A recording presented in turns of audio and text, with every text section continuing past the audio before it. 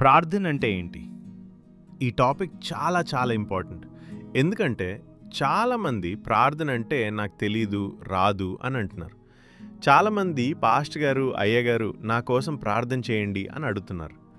మీకు ఆకలిగా ఉంటే మీరే కష్టపడాలి. మరి ప్రార్థన విషయంలో కూడా అంతే. అందుకే ఈ టాపిక్ మీరు బైబిల్‌లో చూసినట్లయితే ఇదే క్వెషన్ యేసుక్రీస్తుని కూడా అడిగారు. ఎలా ప్రార్థన చేయాలి అని.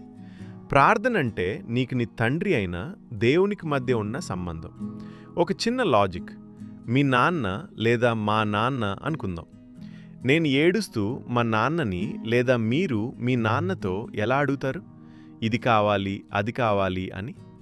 అదేవిధంగా మనం దేవుడిని అడగడమే ప్రార్థన. నీ ప్రార్థన బయటికి వినపడేలాగా చేయాలి అని బైబిల్ ఇక్కడ చెప్పాదు.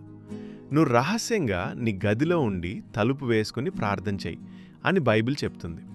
మరి బయటకు నువ్వు చెప్పవలసిన ప్రార్థన ఏంటి అంటే, అయినా నీకు చేసిన మేలులు అందరికి వినపడేలాగా ప్రార్థిస్తూ చెప్పు.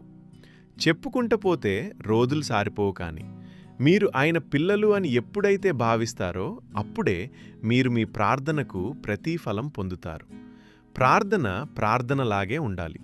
దేవుడిని పరీక్షించే విధంగా ఉండకూడదు. ప్రతిదానికి సమయం ఉన్నట్టు మీ ప్రార్థనకు కూడా సమాధానం సమయం ఉంది. దయచేసి నా ఛానల్ని ఫాలో, లైక్ మరియు షేర్ సబ్స్క్రైబర్ చేయండి.